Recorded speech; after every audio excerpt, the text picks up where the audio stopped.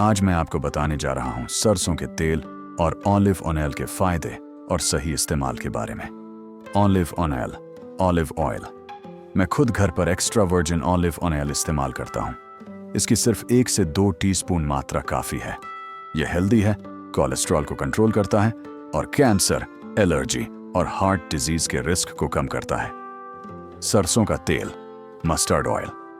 अक्सर लोग इसे अचार या मालिश के लिए इस्तेमाल करते हैं, लेकिन रिफाइंड सरसों का तेल खाने में भी बहुत फायदेमंद है।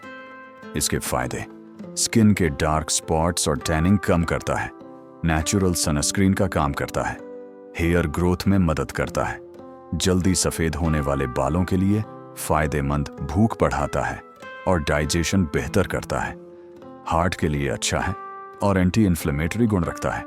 ध्यान रखें, किसी भी तेल का इस्तेमाल 1 से 2 टीस्पून से ज्यादा न करें। ज्यादा तेल, घी और तली भुनी चीजें हमारी हड्डियों और हार्ट के लिए नुकसानदेह हैं।